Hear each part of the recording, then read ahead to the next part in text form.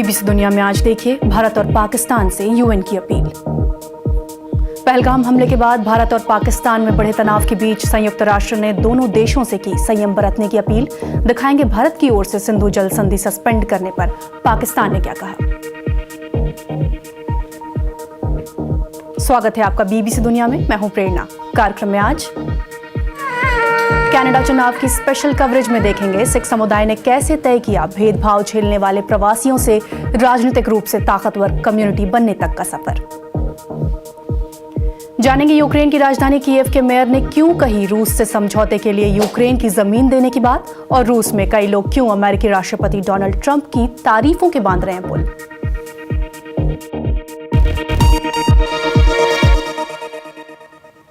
पहलगाम हमले के बाद भारत और पाकिस्तान के बीच बढ़ते तनाव को देखते हुए संयुक्त राष्ट्र ने दोनों देशों से संयम बरतने की अपील की है। मंगलवार को जम्मू कश्मीर के पहलगाम में हुए हमले में 26 लोगों की मौत हो गई थी। इसके बाद भारत और पाकिस्तान ने एक दूसरे के खिलाफ कई डिप्लोमेटिक एक्शंस लिए हैं। अब यूएन ने अपील की है कि दोनों देशों को तनाव बढ़ाने से बचना चाहिए। We were very clear in our condemnation of the terror attack that occurred in Jammu and Kashmir. 22 तारीख को जम्मू कश्मीर में बड़ी संख्या में आम लोगों की जान लेने वाले आतंकी हमले की हमने बहुत स्पष्ट ढंग से निंदा की है। लेकिन हम भारत और पाकिस्तान की सरकारों से अपील करते हैं कि संयम बरतें और सुनिश्चित करें कि अब तक जो कुछ हमने देखा है हालात उससे और खराब न हो। हमें लगता है कि भारत और पाकिस्तान के आपसी मसले आपसी संवाद से शांतिपूर्ण ढंग से सुलझाए जा सकते हैं और सुलझाए भी जाने चाहिए। वहीं पाकिस्तान की सेनेट में आज एक प्रस्ताव पारित किया गया जिसमें पहलगाम हमले में पाकिस्तान का हाथ होने के आरोपों को खारिज किया गया। दरअसल पहलगाम हमले के बाद भारत ने बुधवार को पाकिस्तानी नागरिकों का वीजा सस्पेंड करने, अटारी बॉर्डर क्रॉसिंग बंद करने और 1960 की सिंधु जल संधि सस्पेंड करने जैसे फैसले लिए थे। पाकिस्तान ने भी गुरुवार को कुछ जवाबी कदम उठाए। भारतीय नागरिकों के वीजा सस्पेंड कर दिए गए, भारत के लिए अपना एयर स्पेस भी बंद कर दिया और शिमला समझौते समेत सारे द्विपक्षीय समझौते भी सस्पेंड कर दिए। दोनों ही मुल्कों ने एक दूसरे के यहाँ अपना डिप्लोमेटिक स्टाफ भी कम किया है। सबसे ज्यादा चर्चा हो रही है 60 साल पहले हुई सिंधु जल संधि की, जिसके तहत भारत और पाकिस्तान के बीच नदियों के पानी का बंटवारा हुआ था। पाकिस्तान ने भारत के इस कदम पर आपत्ति जताई है। पाकिस्तान के रक्षा मंत्री ख्वाजा आसिफ से बीबीसी संवाददाता आज़ादेह मोशिरी ने सवाल किया कि क्या सिंधु जल संधि के मामले में पाकिस्तान ने वर्ल्ड बैंक या कहीं और मध्यस्थता के लिए संपर्क किया है। हम करेंगे, हम वर्ल्ड बैंक से संपर्क करेंगे। इस संधि पर 1960 में हस्ताक्षर हुए थे। ये लंबे समय तक एक सफल संधि रही है, लेकिन आप एक तरफा इससे बाहर नहीं जा सकते। क्या आपके लिए ये एक रेड लाइन है? इसे जंग का ऐलान माना जाएगा, क्योंकि आप हमें पानी से वंचित रखना चाह रहे हैं, जो कि हमारा अधिकार है। संधि में जो लिखा था, भारत उस पर राजी हुआ था। हम चाहते हैं कि ये संधि बनी रहे। We want that treaty to stay alive. अब बात रूस की। एक बम धमाके में रूस के सीनियर जनरल की मौत हो गई है। जनरल यारोस्लाव मोस्कालिक एक ऑपरेशनल यूनिट के डेप्यूटी हेड थे। अनवेरिफाइड वीडियो फुटेज के मुताबिक ये धमाका एक कार में रखे गए एक्सप्लोसिव डिवाइस से किया गया। यह घटना रूस की राजधानी मॉस्को से 25 किलोमीटर दूर बलाशिखा शहर में हुई। इससे पहले अमेरिका से विशेष दूत स्टीव विटकॉफ ने यूक्रेन जंग खत्म करने के लिए मॉस्को में राष्ट्रपति व्लादिमीर पुतिन से मुलाकात की। ये मुलाकात अमेरिका के राष्ट्रपति डोनाल्ड ट्रंप के उस दावे के बाद हुई जिसमें उन्होंने कहा कि दोनों पक्ष समझौते के बहुत करीब हैं। मगर ऐसा माना जा रहा है कि समझौते के लिए यूक्रेन को अपनी जमीन के रूप में बड़ी कीमत चुकानी पड़ सकती है। ऐसी खबरें हैं कि अमेरिका चाहता है कि यूक्रेन उस जमीन को भूल जाए जिस पर रूस ने कब्जा कर लिया है। यूक्रेन के राष्ट्रपति वोलोदिमीर ज़ेलेंस्की इसके लिए तैयार नहीं है। हालांकि राजधानी कीव के मेयर का मानना है कि कुछ वक्त के लिए ही सही, मगर ऐसा करने से शांति का रास्ता निकल सकता है। देखिए बीबीसी संवाददाता सिमोन जोन्स की रिपोर्ट। यूक्रेन की राजधानी कीव में रूसी हमले के बाद रात भर मलबे में दबे लोगों की तलाश जारी रही, मगर वॉशिंगटन में अभी भी शांति समझौते पर बात हो रही है। आपने पुतिन को हमला रोकने के लिए कहा। क्या आपको लगता है कि वो आपकी बात सुनेंगे? ओवल ऑफिस में राष्ट्रपति ट्रंप ने जोर देते हुए कहा कि वो रूस पर दबाव डाल रहे हैं। रूस इस शांति समझौते के लिए अपनी ओर से क्या क्या करने वाला है? Stopping the war, stopping taking the whole country.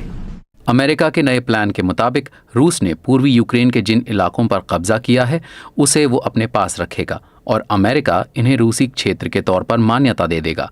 माना जा रहा है कि ये समझौता रूस के पक्ष में है। Well, the President of the United States believes, and I think right. America के राष्ट्रपति मानते हैं कि हम सही दिशा में आगे बढ़ रहे हैं और मैं उनसे सहमत हूं। राष्ट्रपति ने अपने बयान में एक समझौते के बारे में बात की है। हम डील के लिए तैयार हैं, मगर फिर भी कुछ जरूरी चीजें हैं जिन पर विस्तार से बात होनी चाहिए। Elements of this deal which need to be fine-tuned. BBC से बात करते हुए कीव के मेयर ने सुझाया कि जंग रोकने के लिए अस्थायी समाधान के तौर पर यूक्रेन को अपनी जमीन देनी पड़ सकती है। Right now, a lot of conversation about possible solution. फिलहाल संभावित डील पर कई तरह की बातें हो रही हैं। एक मामले में आपको अपनी जमीन छोड़नी होगी। ये ठीक नहीं है, मगर शांति के लिए, अस्थायी शांति के लिए ये एक समाधान हो सकता है। Can be solution. Temporary. इस जंग को खत्म करना डोनाल्ड ट्रंप ने जैसा सोचा था उससे कहीं ज्यादा मुश्किल है, मगर उनका कहना है कि पीस डील के लिए अगला हफ्ता काफी महत्वपूर्ण है। बीबीसी संवाददाता सिमोन जोन्स की रिपोर्ट। और जब से अमेरिका की कमान डोनाल्ड ट्रंप के हाथों में आई है, तब से रूस अमेरिका के रिश्ते बेहतर हुए हैं। रूस के प्रति डोनाल्ड ट्रंप के नरम रुख ने उन्हें रूसियों के बीच काफी लोकप्रिय बना दिया है। रूस भी पूरी कोशिश कर रहा है कि ट्रंप को अपने पाले में बनाए रखे। देखिए बीबीसी संवाददाता स्टीव रोजनबर्ग की रिपोर्ट। मॉस्को में अमेरिकी दूतावास के बाहर ये अभी भी मौजूद हैं। ये व्लादिमीर पुतिन के कथित स्पेशल मिलिट्री ऑपरेशन के प्रतीक हैं, जिन्हें जो बाइडेन के कार्यकाल में अमेरिकी डिप्लोमैट्स को चिढ़ाने के लिए जानबूझकर यहां लगाया गया था। पर अब ऐसा लगता है कि मानो कुछ बदल रहा है। अमेरिका के साथ रिश्ते सुधरते दिख रहे हैं। जैसे दूसरे विश्व युद्ध के दौरान अमेरिका रूस की दोस्ती और सहयोग को दर्शाती इस नई प्रदर्शनी को ही ले लीजिए। यहाँ उस लम्हे को दिखाया गया है जब जर्मनी में अमेरिकी और सोवियत सैनिकों की मुलाकात हुई थी और अमेरिका के मौजूदा राष्ट्रपति की बढ़ती लोकप्रियता मॉस्को के एक बार में भी नजर आई। ये ट्रंप बर्गर है। कुछ रूसी ऐसा अमेरिकी नेता चाहते थे जो रूस के साथ रिश्ते बेहतर करने की दिशा में काम करे, और ऐसा लगता है कि दुनिया के बाकी हिस्सों की तुलना में रूसियों की राय ट्रंप को लेकर बिल्कुल अलग है। येवगेनी कहते हैं कि दूसरे राष्ट्रपतियों की तुलना में रूस के लिए उनकी राय बेहतर है और जाहिर है कि उन्हें लोग यहाँ पसंद करते हैं। राष्ट्रपति ट्रंप ने कीव पर रूस के हमले की निंदा जरूर की है, पर ऐसा कम ही देखने को मिलता है। रूस को अभी भी यकीन है कि ट्रंप रिश्ते बेहतर करना चाहते हैं और वो कर भी रहे हैं। यूक्रेन शांति समझौते से जुड़ी बातचीत में चाहे जो कुछ हो, रूस अमेरिका के साथ नई साझेदारी के लिए गंभीर नजर आता है। संभावित आर्थिक साझेदारी पर काफी बातचीत हो रही है और ट्रंप की तारीफों के पुल बांधे जा रहे हैं। इसी हफ्ते व्लादिमीर पुतिन के एक वरिष्ठ अधिकारी ने घोषणा की कि रूसी इतिहास की किताबों में जल्द ही डोनाल्ड ट्रंप के असाधारण शांति प्रयासों और अमेरिकी राजनीति में उनके बदलावों के बारे में पढ़ाया जाएगा। और ये सब तारीफों तक ही सीमित नहीं। पुतिन ने ट्रंप के लिए तोहफे भी भेजे हैं, जैसे ये पेंटिंग। मैं इसे बनाने वाले आर्टिस्ट निकास सैफ्रोनोव से मिला। उनका कहना है कि राष्ट्रपति ट्रंप बहुत बहादुर हैं। कहा जा रहा है कि ट्रंप को ये तोहफा काफी पसंद आया। रूस भी इससे संतुष्ट है और निकास को खुशी है कि वो रूस अमेरिका रिश्तों के लिए कुछ सहयोग कर पाए। मुझे राष्ट्रपति पुतिन ने फोन पर शुक्रिया कहा। उन्होंने कहा कि मैंने जो किया वो बहुत महत्वपूर्ण है। हमें लगता है कि ट्रंप ही वो शख्स हैं जो इस जंग को खत्म करवा सकते हैं और हमारे देशों को नजदीक ला सकते हैं, पहले की तरह या फिर उससे भी नजदीक। रूस और अमेरिका एक बार फिर सहयोगी बनने की दिशा में बढ़ रहे हैं और ये तस्वीर उसी की गवाह है। बीबीसी संवाददाता स्टीव रोजनबर्ग की रिपोर्ट। बात कनाडा की, जहां 28 अप्रैल को आम चुनाव होने वाले हैं। कनाडा में भारतीय मूल के लोगों की बड़ी आबादी है, लेकिन पंजाबी समुदाय का यहां की राजनीति में खासा असर है। इस बार भी करीब 65 पंजाबी उम्मीदवार चुनावी मैदान में हैं। आखिरकार कनाडा की राजनीति में पंजाबियों के बढ़ते प्रभाव के पीछे क्या कारण है, ये जानने की कोशिश की बीबीसी संवाददाता सरबजीत सिंह धालीवाल ने।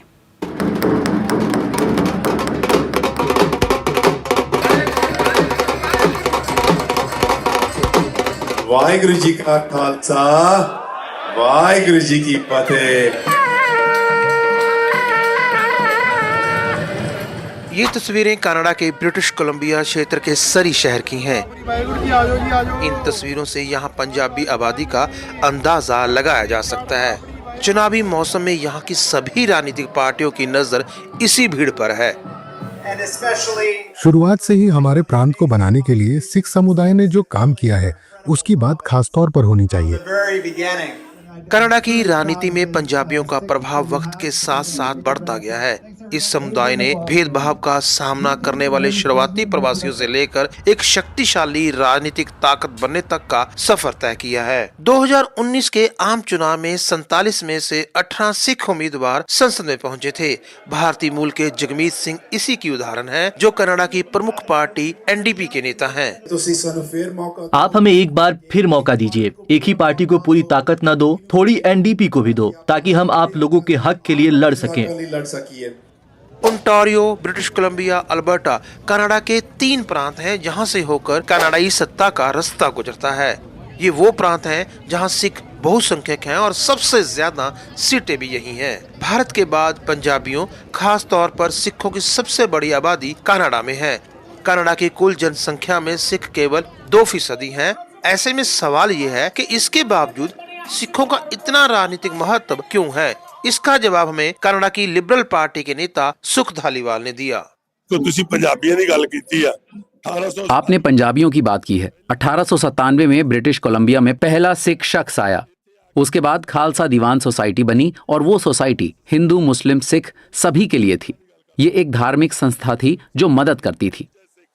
पहली और दूसरी वर्ल्ड वॉर की बात हो, मिल बनाने की बात हो या फिर ट्रेन लाइन बिछाने की बात हो, आज हर क्षेत्र में सिख समुदाय के लोग कनाडा में अपनी भूमिका निभा रहे हैं। अमर सिंह भुल्लर करीब 30 सालों से कनाडा में पत्रकार हैं। हमने उनसे यह भी समझना चाहा कि पंजाबियों ने कैसे कनाडा की राजनीति में अपनी जगह बनाई। शुरू में पंजाबियों की कनाडा की राजनीति में कोई दिलचस्पी नहीं थी, बल्कि वे यहाँ की राजनीतिक पार्टियों का समर्थन करते थे। धीरे धीरे लिबरल पार्टी पंजाबियों को राजनीति में आगे लाई। इसे देखकर अन्य पार्टियां भी आगे आईं। अब यहाँ की राष्ट्रीय पार्टी का नेतृत्व एक पंजाबी कर रहा है और 18 सीटों पर पंजाबी ही एक दूसरे के खिलाफ मुकाबला कर रहे हैं।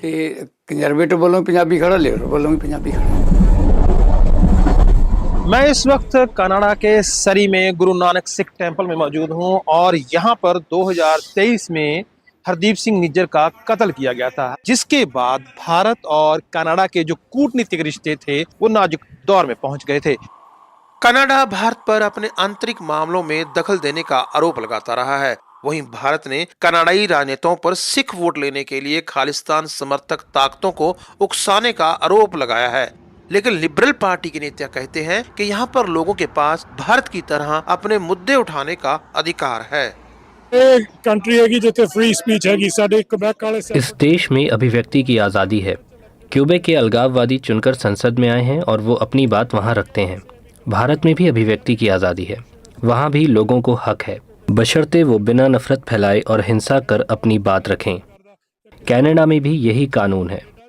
यहाँ भी लोग अपने आइडियाज़ एक्सप्रेस कर सकते हैं, जब तक कि वो हिंसा और नफरत नहीं फैला रहे हों, और हम उस चीज़ को हमेशा आगे रखेंगे। कनाडा में 8 सीटें ऐसी हैं जहां सिखों का पूरी तरह दबदबा है और 15 सीटों पर पंजाबी मतदाता जीत हार में निर्णायक भूमिका निभाते हैं। इस बार ये देखना बाकी है कि कितने सिख उम्मीदवार हाउस ऑफ कॉमन्स की सीढ़ियां चढ़ पाते हैं। कनाडा से कैमरामैन गुलशन कुमार के साथ बीबीसी संवाददाता सरबजीत सिंह धालीवाल की रिपोर्ट। और अब कनाडा से ही कार्यक्रम में हमारे साथ लाइव जुड़ चुके हैं बीबीसी संवाददाता सरबजीत सिंह धालीवाल। सरबजीत, पहले बताएं हमें कि बस 2 दिन रह गए हैं चुनाव को, 28 को मतदान होने हैं।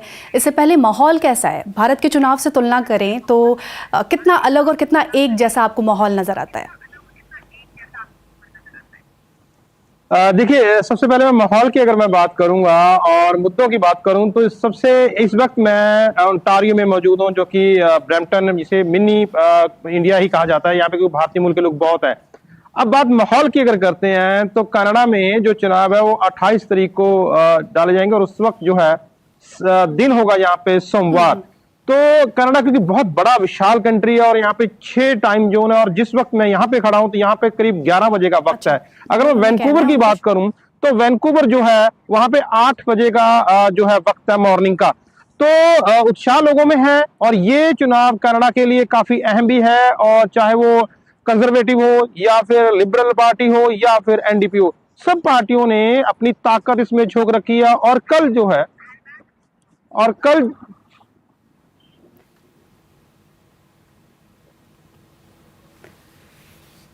शुक्रिया सरबजीत सभी जानकारियों के लिए, और सोमवार को भी आपसे हम चुनाव के लाइव अपडेट्स लेंगे।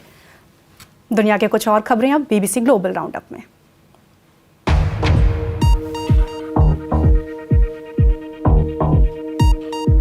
कल यानी शनिवार को पोप फ्रांसिस का अंतिम संस्कार होना है। वेटिकन का कहना है कि पूरी दुनिया से करीब 50 राजनेता और 10 मोनार्क उनके अंतिम संस्कार में शामिल होंगे।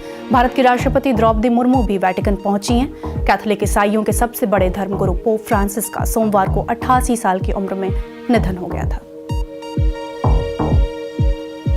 गृह युद्ध से जूझ रहे अफ्रीकी देश सूडान में हालात खराब होते जा रहे हैं। राहत कार्य में लगी एक एजेंसी ने बताया है कि भीषण गर्मी के बीच पैरामिलिट्री से भाग रहे लोग भूख और प्यास से मर रहे हैं। यहाँ तापमान 40 डिग्री सेल्सियस को पार कर गया है। नॉर्वे की रेफ्यूजी काउंसिल ने कहा है कि तवीला कस्बे में स्थिति बिगड़ गई है। यहाँ अल-फशर से भाग कर आए करीब 1 लाख लोगों ने शरण ली है।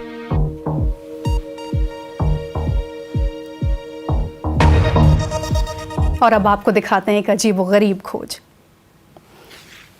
अजीबोगरीब इसलिए क्योंकि हवाई के वैज्ञानिकों ने कैटरपिलर्स की एक ऐसी प्रजाति ढूंढ निकाली है जो न सिर्फ कीड़े मकोड़े खाते हैं बल्कि उनसे बचे हुए हिस्सों को अपने शरीर में फिक्स भी कर लेते हैं ताकि दूसरे जीव जैसे स्पाइडर्स उनका शिकार ना कर पाएं।